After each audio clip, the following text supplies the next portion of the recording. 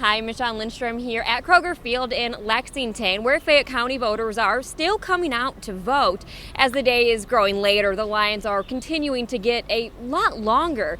Depending on what line you're at, it could be anywhere from an hour to 2 hours to vote. The days could be numbered for this statue here of Jefferson Davis in the Capitol Rotunda. The unofficial results are here in Jefferson County, and it showed what we pretty much expected, that Charles Booker bested Amy McGrath pretty significantly here.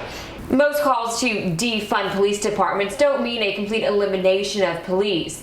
Rather, it's a call for state and local governments to take funding away from police departments and move them to marginalized communities. Kentucky has hired more than 1,000 workers to help process unemployment claims, but still, claims are going unprocessed. A roll call report finds that 61% of initial claims are still unprocessed here in the Commonwealth. The coronavirus continues to take Kentuckians' lives almost every day here in the Commonwealth. I wanted to dig a little bit deeper to find out the demographics of those dying. Stories of hospital bed and ventilator shortages have filled the national news. But here in Kentucky, if things stay the way they are, we could be in pretty good shape here in the Bluegrass state. The majority of the Sixth Circuit Court of Appeals has upheld a lower court's decision overturning a Kentucky abortion law. Henry Clay, Alvin Barkley, Ephraim McDowell, and Abraham Lincoln, all notable Kentuckians and also all men. And now a group of lawmakers wants to fill this void left open by the removal of the Jefferson Davis statue with a statue of a notable Kentucky female. We just feel like it's high time to see ourselves represented. State Representative Lisa Wilner chairs the Kentucky House Democratic Women's Caucus. The group of 19 women sent a letter to Governor Andy Beshear requesting the statue feature a woman. We think this is such an important moment with the removal, the very recent removal of the Jefferson Davis statue, and it's an opportunity really to reflect on who has been represented and who's missing.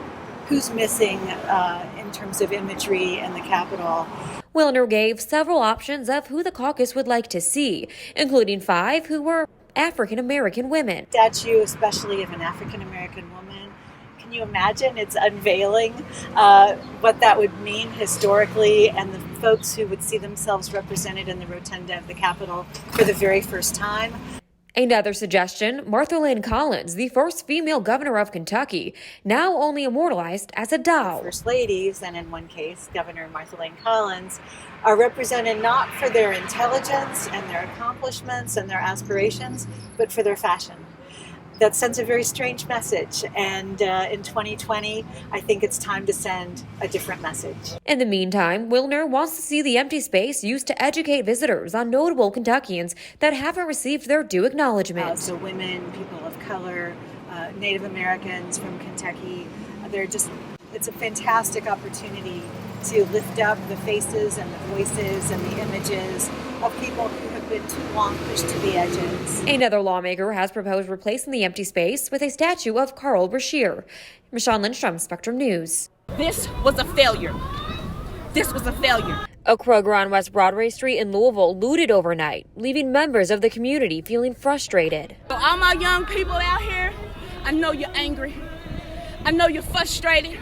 I know you're broken. I know you're hurt. I am that too. And speaking on as a mother, for the generation, destroying your own is not the answer. It's not the answer. Upset, their message of justice for Breonna Taylor and David McAtee during the day are being lost in the destruction seen overnight. People are coming from out of town, some professional demonstrators, agitators, whatever people want to call them. They're coming in and undermining what the people of the community are doing during the day. Hopeful the acts are not being done by Louisvillians. I went downtown and seen the destruction. It didn't feel like Louisville to me. It didn't feel like something that people from Louisville would do. But in the destruction comes hope. And today we're going to show them the positive. And a reminder to keep fighting. What we must do, it's important to our cause, is to remember who you are. Remember, we're going to have strangers that sojourn again with us. They're with us. But we have to lift each other up. In Louisville, Michon Lindstrom, Spectrum News 1. Kentuckians have new travel restrictions to adhere to. Governor Andy Beshear issued a new executive order Wednesday after his March 30th ban on interstate travel was ruled unconstitutional. A judge encouraged Beshear to make his order more like Ohio's, which he did. That's what the court says will work. That's what we'll do. The new order allows for people to travel in and out of the Commonwealth. However, it still asks for people who traveled outside of the state with plans on staying to self-quarantine for 14 days. With this virus not being gone, if somebody can't travel from one of the hot spots, Philadelphia or Boston or others right now, come into an area and continue to spread infection. It's the same reasons as before. We're doing a lot better inside of Kentucky. Let's just make sure it can't be frustrated where we are right now. There are still several exemptions to the self-quarantine. If it's required by work, if you must travel to another state for groceries or medical supplies, if it's required by court order, to provide care for family members, or if you are seeking medical care. A new addition to the exemptions is if it's part of normal life to live in one state and work or deliver goods in another. The order bans anyone diagnosed with COVID-19 from entering the Commonwealth unless they are a permanent Kentucky resident or are doing so to seek medical care, but they must go directly to the medical provider. Senate Majority Floor Leader Damon Thayer spoke about the change. More constitutional than the previous one, and certainly if Attorney General Cameron has a problem with it, he is the one who has the power to bring this to a federal judge. But I think it's a step in the right direction. Michon Lindstrom, Spectrum News 1. Lawmakers wasted no time Wednesday working to override the line item vetoes on several budget bills. House Bill 352, governor's veto notwithstanding, is passed. Governor Randy Beshear made more than a dozen line-item vetoes to House Bill 352, the main budget bill, citing the need for more flexibility in spending as a result of the COVID-19 pandemic. Democrats pleaded with Republicans to keep the vetoes in place. The governor needs flexibility when it comes to the restricted funds. It's never been limited. So why would we limit it now?